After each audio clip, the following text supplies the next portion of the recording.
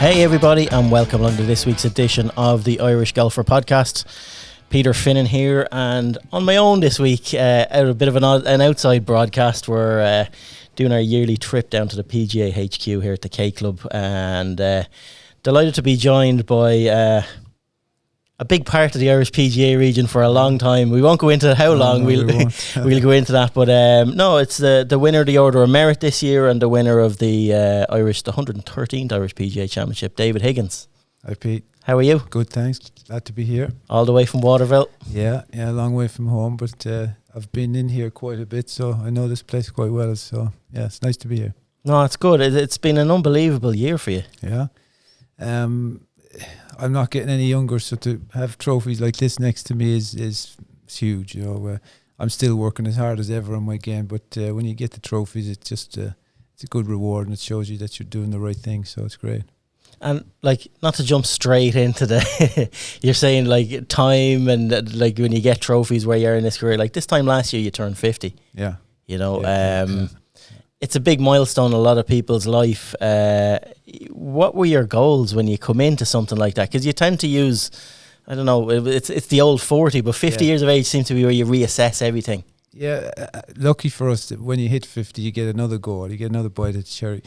I didn't get my card last year, but I got to play a couple of seniors tour events. That's why I'm still playing, Pete, to be honest. I want to do well on that seniors tour and get in there and try and, you know, I'm looking forward to getting back travelling around Europe and wherever. So that's my long-term goal. But I played a couple this year. I did okay in the Irish one. So, but I just need to get in full time. It's not easy getting in just for one or two. You must get in and play all the events. So that's my long-term goal. It's not, and like that's one thing. I actually had that for later on. We might as well get stuck into it now. On the, you know, when you were in your mid-40s, and you had a goal of that, because I remember I've spoken to you a lot about it. Yeah. But that landscape has changed massively in 4 or 5 years of the senior circuit in Europe, the opportunity that's lying there, and the qualification process. And it's like, it's a pro-am circuit now, you know, when it's not it's not player on player anymore. Was that disappointing for you with that move away from player on player competition? Certainly, yeah, of course it was. But there's still that drive. You see Peter Baker there. I played with Peter the last 5 or 6 winters in overseas pro-am. Pete's a lovely player, but the year he's having, it's all inspirational. You know, you think, all right, they're not huge, big, massive golf tournaments, but there's still that. There's still a bit. My dad won 3 times on the senior. I wanted to win as well, so that's what's keeping me going. And it's something that you're just going. That is your one goal now, to get on there, to compete on there, and to win on there. Yeah, for sure. Yeah. There's no point in just getting out there and just for the sake of it. As I said, my dad's done it, so I want to get one anyway. It's something that has been. I always get the feeling off you. It's something like you've hit on it straight away. It's something that your dad is a huge part, as everyone's dad is a huge part of their life. But the legacy your dad had before you, and the doors he opened with the Higgins family name and what he's achieved is a massive part of the direction of your life. For sure. My brother's the head professional at Waterville Golf Club. My mum ran the shop for 35 years. My sister works there now. My niece is working in the shop. I'm part of the whole setup. We're there. I'm there. My dad, 51 years, moved to Waterville. So that to get in a prestigious course like Waterville and spend our whole lives there has just been fantastic. You've been there a lot. You know what it's like. It's one of the best in the world. But very lucky. We wouldn't have had that without my dad. So and then his golfing career wasn't too bad either. He won a nice few events. So it's been great.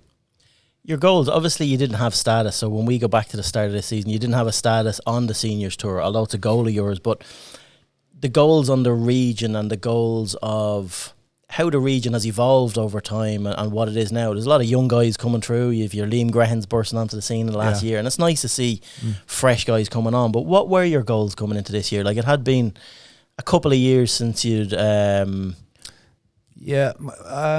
this year my goals was the seniors event, qualifying for the British seniors. If I did get into a seniors tour, be ready. So I was using this as a, not that I wasn't trying to win, but I was using it to be sharp for if I did get in. That's what I was. And look, this trophy here, the Irish PGA trophy, that gets me going no matter what. So that to win that was fantastic. But in the back of my mind, that going back to Cairn as well, it was huge. So that would have been a massive goal to do well and try and win it again. So yeah.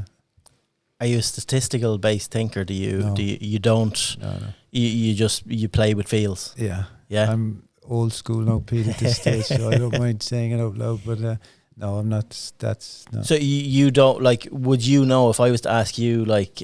You obviously don't keep your stats, but where to your fields, what improved in your game this year to help you? Like if I go through your season, like you've played 25 events in the order and. Yeah. On you've 4 wins and the order on the order of merit you've claimed. It's your 7th order of merit win. Yeah. Your 3rd PGA Championship. Yeah. Like they're big milestones. They're big things. Sure. Yeah. Can you put your finger on the improvement that you've had in 2023 that maybe wasn't there 5 years ago? I think fitness is a huge thing. You know, you mentioned the young lads there, Liam and the other guys. They're young, fit, strong lads. The courses we're playing are being set up a little bit harder. I've been working hard for probably 4 or 5 years now. I never did it in my career. It just wasn't. I suppose again, Tiger was the first one to bring it along. I was a bit older than him, but no, I've certainly been working on my fitness, and it helps both in your mind, obviously, and your body's stronger, but mentally you feel tougher and able to compete with the young lads, I guess. So yeah. That gets you going as well. Yeah, for sure. Yeah. You're competition mad. Yeah. I if I didn't have it, I don't know what I'd do. Yeah, I really don't. Like every day, I still get up and go hit balls and play golf. I love it. Yeah. It's mad that the fire is so it burns, because that does extinguish on a lot of people. Sure, like they lose their competitive want and touch and. But I always said, as soon as that goes, then I'm finished. Then I won't do it anymore. I couldn't. It's either 100% or nothing. I think the hips and the legs will be gone before in between the years will be gone. Yeah, I see my dad now, and he's 81 now, but he's still. I see him out there every day. Just might only play 9 holes, but every single day, it's amazing. Yeah. So you're ploughing your way through the region and trying to kick on, like you're saying, and looking at other opportunities, but like it's a tough life. It's nice to be playing golf. It's nice to be out. You've been at it a long time. Like it's your skill, it's your art, it's your trade. Yeah. But like you've met some great people along the way. In your, we're talking 3 decades. You're playing proper golf. You know. It's they're the people that make this work. Like the money that you make from the region is not enough to sustain playing golf full time. You have to be looking elsewhere and other opportunities and. You're always supported, like I seen you're sitting in front of me now, like Mac Group logo and stuff like that. There are people that have been, you've always seemed to draw good people close to you and that have helped you and supported you along the way. Yeah, I couldn't do it without the support of other people. As you said, the money is not enough to survive on. But no, I've been very, very fortunate with. Look, we play in a lot of the pro-ams with. The Paul McKenna's the Mac Group. Bill Connolly's another massive supporter of Irish golf, and Mr. Featherston here. They're great people, and they want to help us out. We're playing in the pro-ams with them. We're getting to know them on a personal level, and they see that what we're doing. We need some help, and they've been great to look after us. And but it is. The pro-ams are great, and you get to meet good people, and it's important that when you do get to play them, that you look after them, make sure they have a good day, and it's a huge part of it. It's an integral part of what the PGA stands for, isn't it? Of sure, that badge, that logo of helping people out, giving advice, and I mean, we want the people to come to our pro-ams and have a good day, enjoy the day. They're not always going to play good golf. We'll try our best to help them with that. And when they leave, they say, "Oh, that was a great day. You should go and try a pro-am, or maybe get a lesson from your PGA Pro." But that's our goal when we play in these pro-ams. And you're kind of living proof as well. The more you put in, the more you get out, because you do attract good people, and you get sponsors from it. You've probably never had to ask for a sponsor in your life, that people have come to you type thing. Well, yeah, but I get on well with people, and playing in the pro-ams, again, I don't want to be, but some of the young lads, it's a bit too intense. Our job is to make sure that the people come into the pro-am have a good day, and we all need to focus on that and grow the whole thing. But that's a huge part of it, is getting to know the people. As I said, make sure they have a good day and drive the whole product. Yeah. Looking at that trophy as well, you remarked on it earlier on, like winning 3 PGA titles. I know how much that trophy means to you. Like I've actually caddied for you in a championship before as well, back in the day, in the mid 2000s, a long time ago. Yeah. I'm showing my age as well. Yeah. You first won it back in 2012 at Mount Juliet. It was like there was a massive gap between your second and your third. Was that frustrating? Very. My dad won it back. Let me get the. Your dad won it in 1983. Yeah, 1983, and you beat David Faherty by 2 strokes. I think it was when I was looking it up. But I remember as a young lad, I can't remember what age I was. Probably you were 10. 10 years were okay. But I remember looking at that trophy on the trophy cabinet and holding it and thinking, wow, imagine winning this. And then I do it however many years after then, and what was it? But it's a huge part of my family. For my dad to win it, I remember when he came home, there was a big party at the club, and they did the same when I won it, and they did it this time again. So it's huge, and as I said, it's a massive part of my family and Waterville as well, because we've had the Irish PGA at the club as well. Des Smith won it, no, it's a special part in the Higgins family, that Irish PGA. You remember your dad bringing that home when you were 10 years of age, like we slip on then 40 years later, you're bringing it home for the third time. Yeah. But you've a son now, and he was he's 7 years of age, Daniel, this year. Yeah. And how special was that to see him see that trophy? Unbelievable, because he comes in now, and he'd have his 7-year-old friend when he said, "Oh, look what my dad won. He's the best golfer in Ireland." So, and I'm going, wait a second, but I said, look, he said, yeah, my dad's the best, but for him to be that proud, it makes me proud as well. Yeah, so it's great. It is, and like, do you find it like? There was a big gap, like we're saying, between your first and your second one. Yeah. How does that play on you when that's kind of all that you're, not all that you're playing for, but that was always the pinnacle for you, to gather up as many of them as possible? And it's very frustrating, but you have to keep going, Pete. This game isn't easy, once a year, but it's on. But no, you just have to keep pushing. Golf is not easy, and we keep driving. And I've been lucky now to get 2 in the last 3 years, so we'll go for one more maybe. We'll see how it goes. Step back 3 years ago then to before you'd won your second, and you're in that, and you see a press release coming out of when we see the host venues of the previous 7 or 8, right? Yeah. And we see there's Moy Valleys, and there's Bunclodies, and there's Dundalks, and they're big golf courses, wide open. You can do whatever you want. It kind of, I don't want to talk anyone else down, but it does take the artistry out of the game a little bit on some of them courses, right?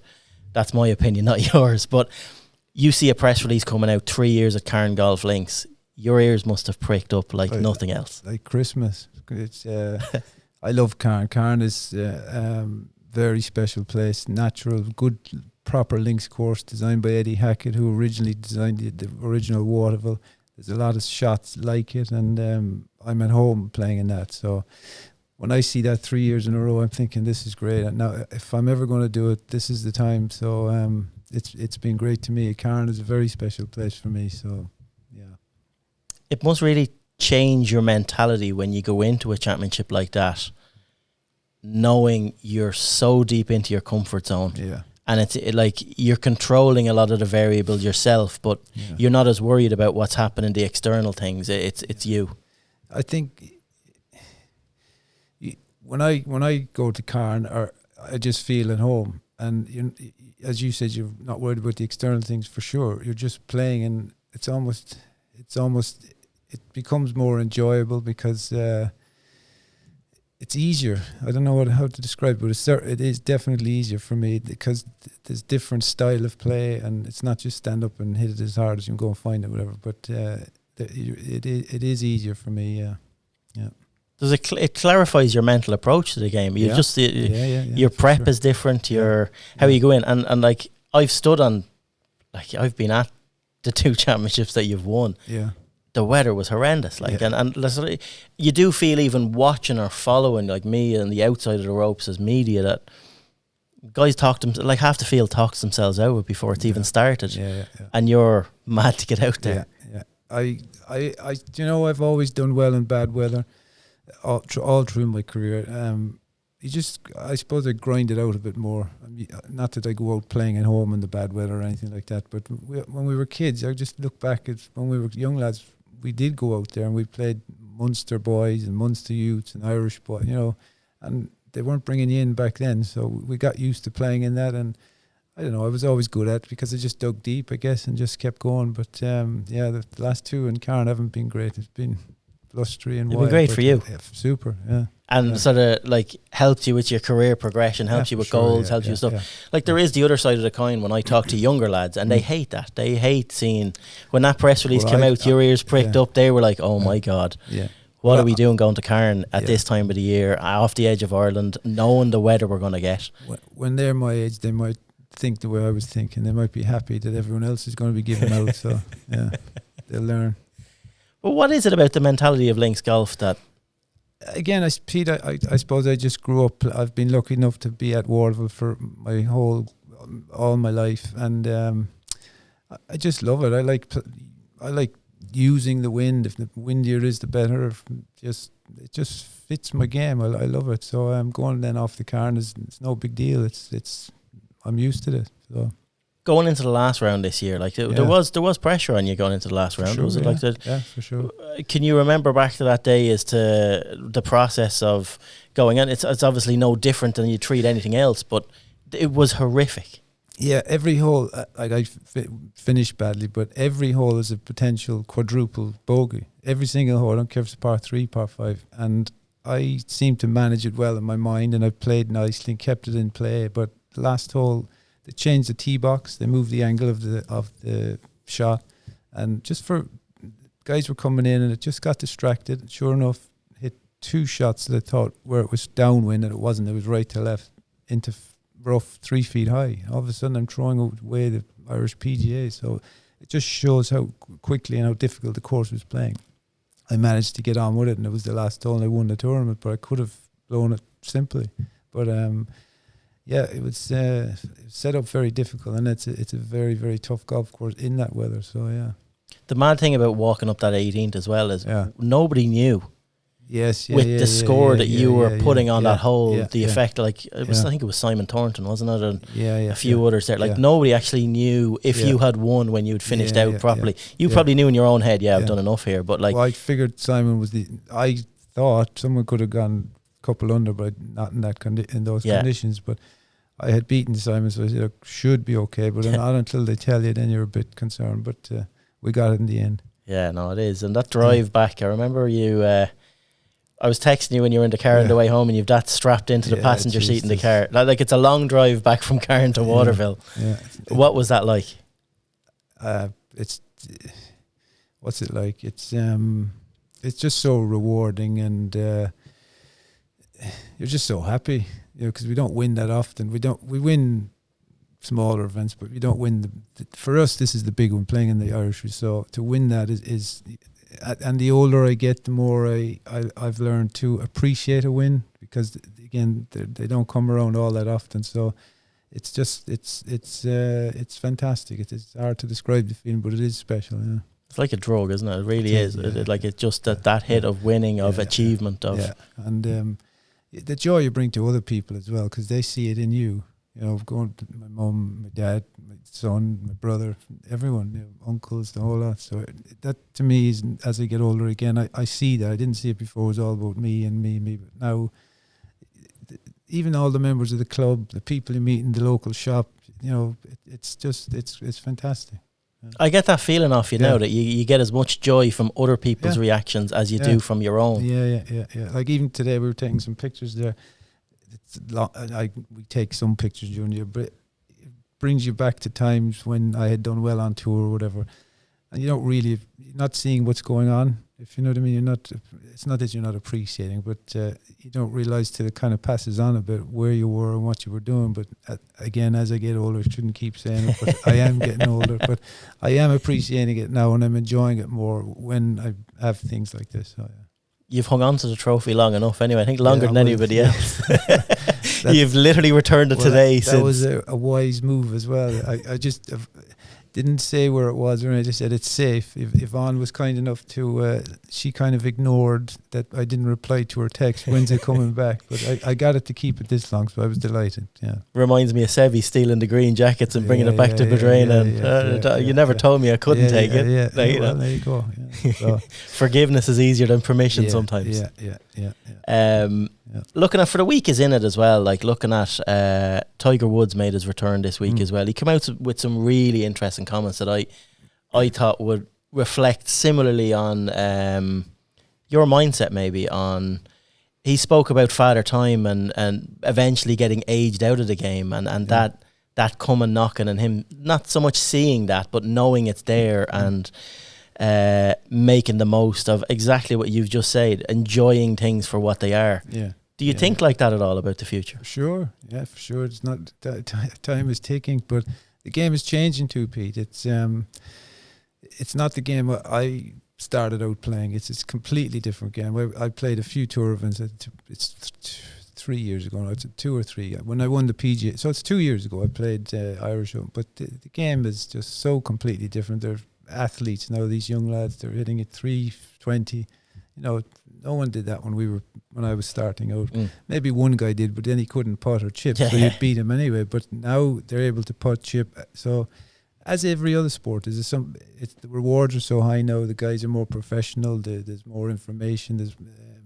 It's good to see. It's good to see it, but the young lads better work hard because the standard is really, really high now.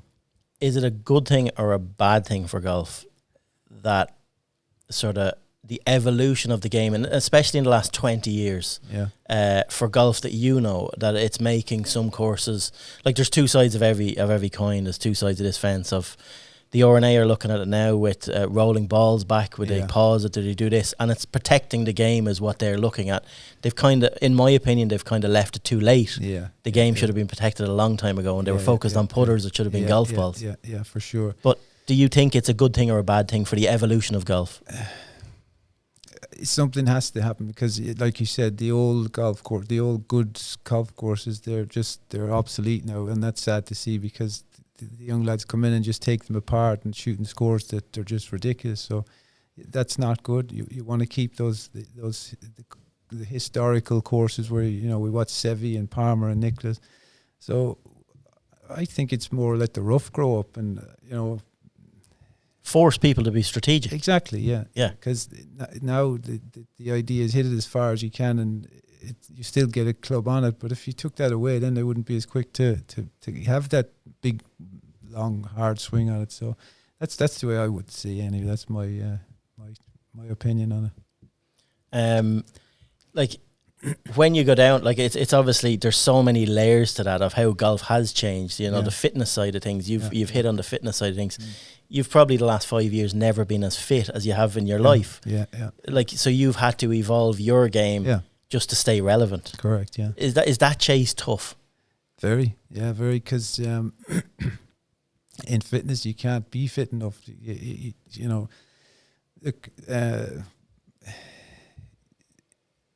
I keep saying the young lads, but I played with two lads. We played in Douglas, I think it was, and they're hitting shots now that are just unbelievable, like 350 in the air. I'm going, what? But I have to zone out of it, and it's about score, isn't it? I'd love to be able to do that. I can't do that, but I can still compete and win with the best score. So that's what I have to focus on. It is funny you say that. Yesterday I was out at a new Trackman facility opened up. Mark O'Mahony opened a Concept Golf, right? And in the bay next door to me, there was this big guy. Now he was 6'1", 6'2", right? Yeah. And he's clipping these drivers, and I'm going, oh my God. You knew by the sound, right? So I looked over into the bay, and I'm looking at it. So the Trackman numbers come up onto the screen. He's getting 189 mile an hour ball speed. right? He's carrying it 325, 330. Yeah. And like the ball is spinning at whatever, 2-2, 2-3. And I'm going like, they're better numbers than Rory McIlroy, right? Yeah. What are you playing off? Yeah. 12. Amazing.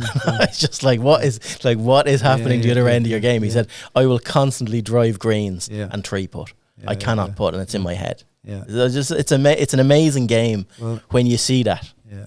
If you keep saying you can't putt, he's good. It's what's going to happen. But no, it's look.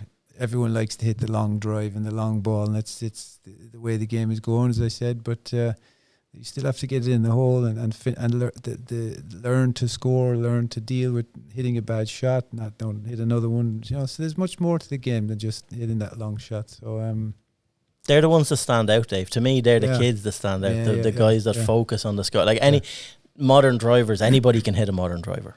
Yeah, but they can't take spin off it like you can, or they can't flight it like you can. And then when you get it around, like what would you say you have done? Say we park fitness for a second. What have you done to remain relevant through that evolution of the game in the last 20 years most with the tools of your trade or your equipment and yourself? I keep, like, I would spend 50 to 60% of my work, my practice golf, on the shorter shots. You know, the putting, the chipping, the scoring, the getting it up and down from difficult lies. That's my focus. Because then when I'm playing and I'm not hitting the ball so well, I still have that belief that I'm going to get it up and down, and I'm good at scoring. Then that's what's kept me relative. I think that trying to get one ball in practice, not standing there hitting 500 balls. Get one ball. If you miss the green, right, come on, let's get this up and down. So I think that's what's kept me sharp and kept me able to compete still. You have to make a lot of sacrifices in life to do what you do and to forge the career path that you've chosen in that way. Yeah, like I'm not saying do you look and regret certain things, but like, what would, if you could go back 20 years, what would you change about yourself? 20 years. I don't know, Pete. Look, we could all say we could work harder, we could work better, but I don't know. I wouldn't change a whole lot, but I'd probably work different, work smarter, you know, things like that. But hindsight in it, but there you are. Work smarter. Yeah. It is all between the ears, isn't it? Yes. Yeah, it sure is. And it's about, for me, looking back now and what I did, I would play with lads or be around lads, and they weren't any better than I was or better than someone else from Ireland or wherever, but the good guys, the smart guys figured it out. What do I need to do to get to this? And nothing got in the way. There was they were willing to scrap and rebuild it or whatever, take a risk and go for it, and those are the guys that did well. You know, they weren't afraid of taking a risk and obviously working harder than everyone else too. So yeah. Consequence is a huge part of a golfer's mentality and how I suppose a younger man thinks compared to a guy of our age. When you look at what's coming through now, and we'll take ourselves away from the Irish region and look at like European Tour professional golf and the transition of, like, when you were in your 20s, we had a serious crop of talent. Yeah, I'm not saying we don't now, but we're not getting that penetration onto the main tour. Now, you've bounced between tours and that experience. Yeah. Why do you feel we don't punch as deep as we should? We punch heavy with a few guys, but not as deep. It wouldn't be fair of me because I don't know the lads that well, but it's tougher now. What I've noticed is that when we were playing, my generation, it was the European tour. It was, the guys from Sweden, Finland. They were okay players, but they weren't great players. So it was kind of like the Irish, the English, the Welsh, Scottish. But now, when you look at that European tour, there's people from Asia, there's people from Australia, there's people from South Africa. So it's turned into a world tour. There's still only the same amount of cards, but it's now a world tour. So it's more difficult for these lads. So we shouldn't be that hard on them. They're all obviously good players, but it's just become more difficult. Like I said earlier, everything's become more professional, and it's not easy. That's all, as simple as that. How did you find that step up when you did get an opportunity to play in those events? Like you're one of the few that when you got these opportunities through the region and you got to play in Wentworth, like you had a top 10 in tournaments like that. Like you've kicked on and you've done stuff. How did you find that step up? Moving from the region from the region, because it was. I was lucky because I had come on and off the tour. So, but for someone that hasn't played on the tour, it is a huge step. There's no doubt about it. That the whole show was bigger. There's distractions. The courses are probably set up a lot tougher. But it was tough. It was difficult. But I managed to do okay in a few times. So but it's just a different level. That's all. Like what I was hitting on earlier on when I was talking about regrets and 20 years ago was kind of looking down, not regrets as such, but looking down that path of. Do you think you could have done anything different to stayed on that circuit longer, or what did you learn from that? Like, it's a really tough question. Yeah.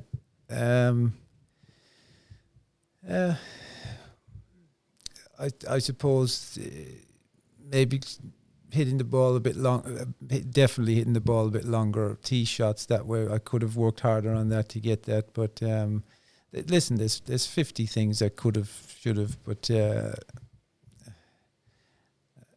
I can't. I wouldn't be overanalyzing it, to be honest. So I suppose in that time period as well, like one of the most unfortunate parts of professional golf is the squeeze at the top.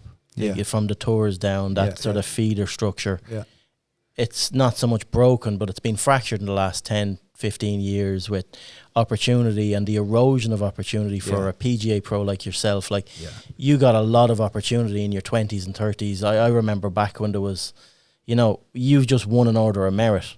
The top 20 guys that get invited to an Irish Open, a European Open, and there'd be places in Wentworth, there would be a lot of starts and a lot of opportunity. We're gone in 5 or 6 years, in 10 years, from 20 to 10 to 5 to 1 to none. Yeah. To now you've won a qualifier into a qualifier to go in with Craig Hutchian from all these guys from Scotland, the other regions, and do. That's a tough pill to swallow. That's not good. As you said, I remember the Irish region. There would have been 10 to 12 tour guys coming off the tour to come back and play on the Irish, especially the young lads, to go, right, if I do well here, I get in the Irish Open, I get in the European Open, the West of Ireland tournament that we used to have.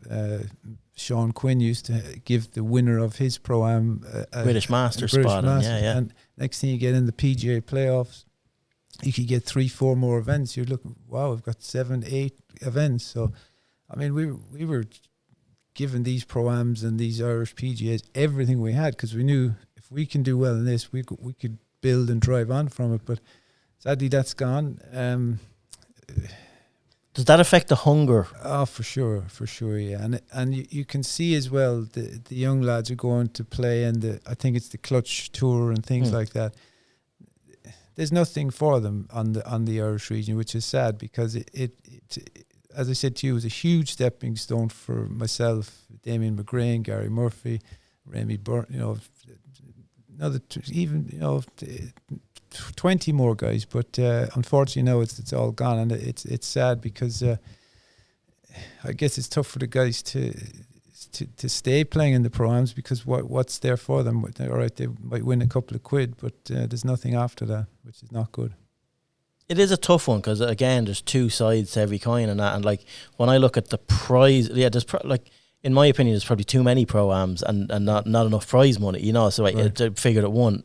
That's just me.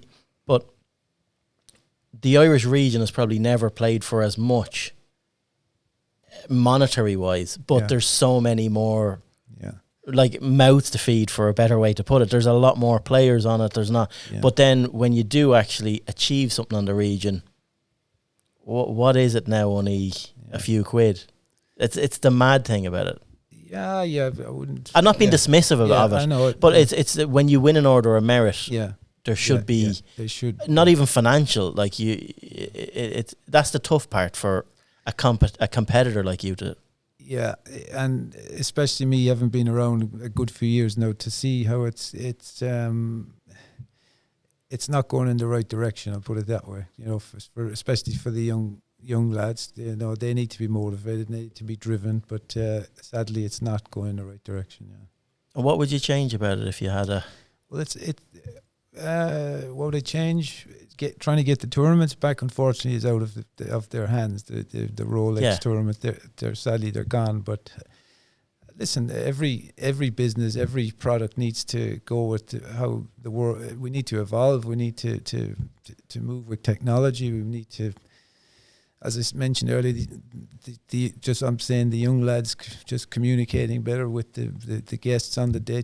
All things like that. They're all small things, but if they all add up to a bigger picture and a better product for us, and then all of a sudden prize funds go up. Again, look, I don't want to be putting the PGA down. No, and that's not what it's about. Yeah. But listen, we can all improve. I can improve on what I'm doing, I'm sure, but we just need to see that and try and make things better for everybody and work harder and make it again, as I keep saying, a better product. So yeah. And I was approaching that not as a kick at the PGA, but more of a global squeeze at the top. Obviously, the European Tour have their own agenda and they have their own sponsors, like you're saying, Rolex events coming in, opportunity is coming down. It's the first thing that gets done. It's happened on all the regions.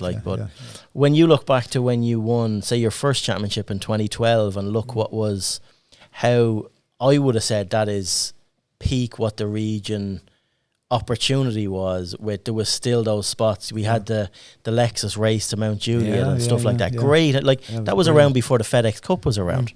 It was ahead of its time. Yeah. I remember we used to go to Mount Juliet, and again, like at the end of the season, the winner got £10,000 or euro. Yeah, it was. It was 30 pros qualified. They have a pro-am and they have a 30 grand prize fund and a bonus pool then on top of that of I think it was 17.5 grand, 10 grand first, 5 grand. And it's not about the money. It was about the it is about the money. Helps, we're not there and the money is the main reason why we're all there. You know, we have to spade a spade or whatever you want to call it, but it made the winter a little bit easier, and you know, winning it, I was lucky enough to win it, and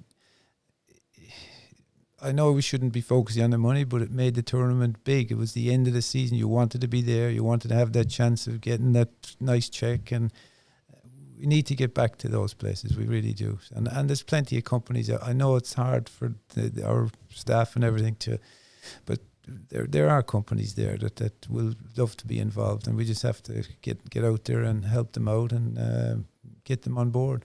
It's that carrot and that structure at the end that I liked about that. And it was not just for you as a player, but for me as a consumer. Like I was watching that, and I was there as a fan, going through. Like that is missing. It is exciting. It's that end of season excitement. There's a reason why the PGA Tour are doing it. Yeah. There's a reason why the European Tour are doing it. Yeah.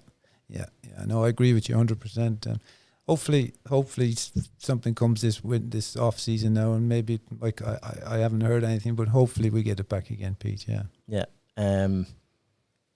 Giving back is a huge part of golf as well. Paying it forward.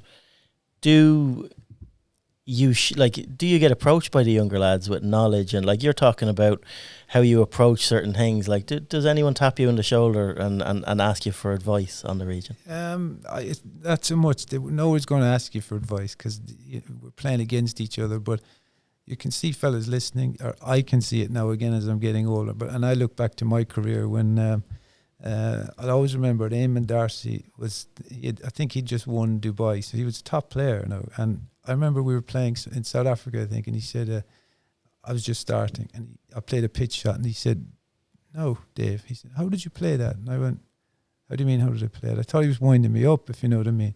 But he wasn't afraid to ask, you know. He was genuinely trying to help his game, and he was asking me, the young lad. But there's a little bit of that, but I see lads listening or watching what I was doing, going through all the years, and now they're all doing like no one really played practice rounds or took pin sheets, or now everyone does it. You know, I'm not saying it's just because of me, but they could see But if I want to win, I've got to put that extra work in. So yeah. Like you said earlier on, you're not a statistical analysis guy, but you are methodical in your process. Yeah. Like I've seen you at pro-ams, you mightn't be like you will always look for an early tee time. Like you'll be there early. You'll walk the course if you haven't seen it before early. Well, the early tee times is because I always have to come up the night before. Because I live so far away, so I can't drive up that same day. So rather than hang around for the day, but I mean about the process of analysing the golf course. Oh yeah, I wouldn't play a pro-am unless I put the work. I my whole career I've treated it like a proper main tour event. As I said to you earlier, I'll stop when the competition is gone. But if I'm not going to do it properly, I'm not going to do it at all. So that's the way I've always. Do you keep all them notes then on courses? Yeah, for sure. So then you are a statistical guy, well, in your own way. Yeah. But I would, I have. If I'm playing a course, I'll have an old yardage book from back in the day, and it might save you one shot. It might save you 3 shots, but it'll help you win. That's for sure. And I like hearing stories like that of the aim and dart. That's why I asked about. Like it's something that seems to be disappearing from the game. Is I don't want to describe you as an elder, but do you know what I mean? Like guys actually like when you're not going to do it in competition, but practice rounds or looking at stuff and playing and stuff, and guys just tapping you on the shoulder and asking you things like that. Are you surprised that doesn't happen as much? Because you would have asked for advice when you were in your 20s. Again. At the higher the European tour, the world tour, whatever you want to call it, it's they have their teams now. They have 6-8 people on the team, so I guess they're getting their information from that. But you're right in saying that asking other players, those days are gone, I think. So, but it's different, isn't it? It's changing, Pete. Do you watch professional golf? Not really, no. I'd watch the end on a Sunday night just to see who'd win, but I don't. It's gone. The live and the whole thing. Should have not. I'd watch the majors. Don't get me wrong. Oh no, 100%. But like as you would have when you were young, the soul has kind of gone out of the game at that level. Like there's 20 guys that are on one tour. There's 20 on the other, and so a guy wins, but he didn't beat everybody because the other 20 are on the other tour. That's just my feeling. But I'm sure they'll get it all sorted out eventually, and then we'll get going again. So. Has Daniel started swinging yet? Yeah, he's good. Yeah, he's not mad about it, but he likes it, and he sees what Dad does, and I think he'll be a decent player. Yeah. The external factors that's going to face him in 10, 15 years. Do you look forward that much and think of what the game will be like in 20 years if he does want to make a go at it? No. That's not no. Next week's enough for Dan. But I'm saying I mean the external factors of the game of golf itself, of what professional golf will look like, whether he wants to play with his mates or play for the crack. What golf will look like in 20 years. I've never thought about it. All I'm going to do is make sure if he wants to play, the opportunity will be there for him. I'll help him. If he doesn't, there's no big deal. It doesn't. I'd like to see him become a nice player, but it doesn't matter. It's not going to bother me. And that transition into the program that we spoke about earlier on as well, and people helping. Like I remember back the tournaments that used to be put on, or you guys would go away when you were in your 20s or whatever, and you'd have Dermot Desmond or JP putting on tournaments abroad or competitions or little things just for the Irish guys to go away. And those guys were great. I remember going down to Spain one trip, and like I was probably 21, probably didn't have €100 or £100 in my bank account, but those lads would say, right, the local top player down there, you're playing against him today. And I remember having a 6-foot putt on the last green for whatever it was, and more money than I had in my bank account. And I'll never think, if I get this, is he really going to give me that? Because and sure enough, I hold it, and I was very nervous. But they got the money, and you think, my God. Like this, it was just an early part of my career where these guys were testing you. They knew you didn't have 500 or whatever, but they were just testing you out. And I always remember holding that putt and knocking it in. It stays with me forever. But Yeah, they were great guys, and they great supporters of the Irish lads and helped them out. And if there was an opportunity or a chance to play in an event, they would do what they could. Those guys were brilliant, and there's still lots of those guys around too, helping all the young lads. So yeah, we're very lucky. The Irish look after each other, and we're very fortunate that way. It's interesting you say that about the 6 foot putt and that you've remembered that. Yeah. It's probably all those guys wanted you to learn was consequence, isn't it? And did you ever think about that putt when you had a 6 footer at a bigger event and you're saying, I've done this when I didn't have anything in my back pocket? 100%. As I said to you, I still remember it like it's 30 years ago, but they knew what they were doing, and I now know what they were doing, but at the time I didn't. But it's just ways of testing you, getting you ready, and that pressure situation. You can't. How do you can't replicate it. Yeah. So those guys didn't become successful for no reason. But no, they were good people, good friends of ours.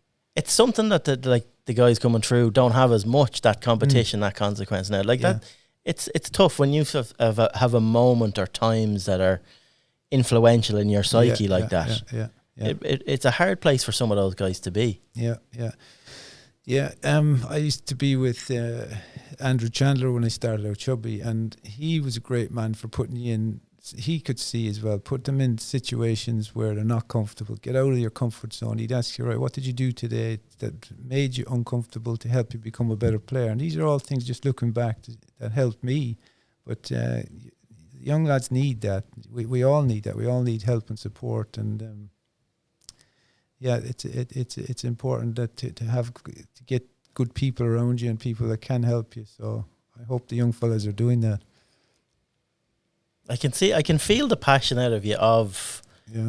It's really nice to hear you talking so freshly about your game, about looking into the future, the positivity of professional sports like that, the competition and stuff like that. Really, that fire really is still lit in you, isn't it? Yeah, I'm 51 today, actually. Yeah. Happy birthday. Thank you. I've got I'm not going to live forever, so I've got 6 more years, to give it a good go, work hard, and I'm looking forward to those years. Hopefully there's more press releases like Cairn Golf Links to host the next 6 PGA Championships. That'd be nice. But, listen, if it doesn't, I'll figure out a way to try and do well at the next one. So that's the way I am. The chase. That's it. It'll never end. What's next for David Higgins? A couple of weeks off at home now, but January's very busy. I've got the senior tour qualifying. I've got a senior event in Portugal. Then I go to Barbados, which is nice for some pro-ams there, and then a couple of events in February in Portugal, and then there's a little bit of time off, and then we're back into the Irish scene again. Yeah, but next season is very busy actually. There's the club professionals, the senior club professionals. There's lots on. There's PGA Cup as well coming up. PGA Cup as well, yeah. Is that a big target of yours? You've done well at that. Not anymore, no, Pete. No. I've been there, done that. 3. I've did 3, and listen.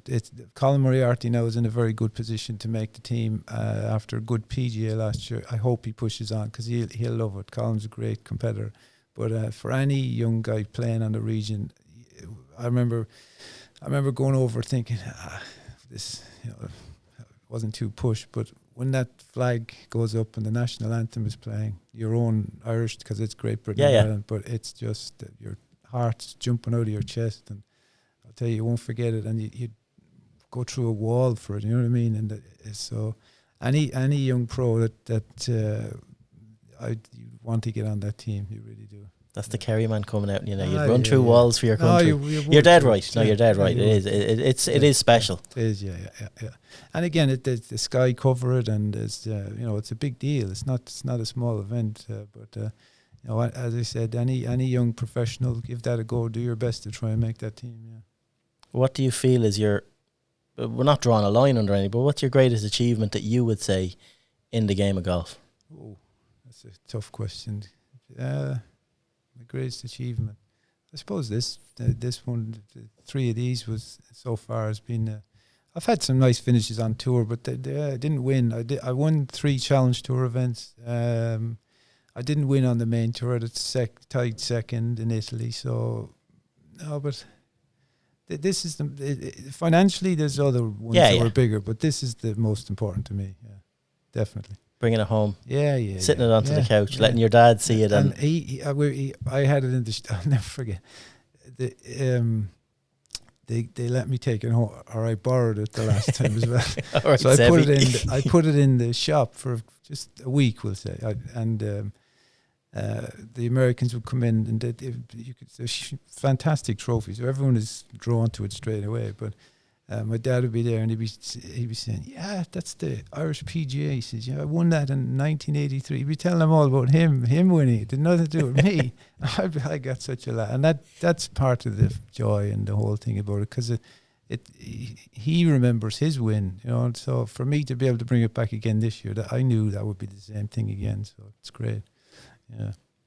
There's no better way to end a conversation, Dave. No, that was nice. It was good talking to you, Pete. Thanks. It was really good. No, I really appreciate your time, and huge huge congrats on the season you've had. I really mean that. Like, I've followed your career for a long time, we and go back a long way. What you've done, it is special. Thanks, mate. It is special. There's not many keep that fire lit for as long as you have. And we will. We've another bit in there yet, so we'll be all right. I've no doubt you'll kick on and do one up on your dad as well in the seniors tour. Yeah. That's the next thing now. I've got to drive on. I can't be resting on my laurels. So keep going. All right, perfect. Happy birthday and safe trip back to Waterville. Thanks, Pete. Thank you.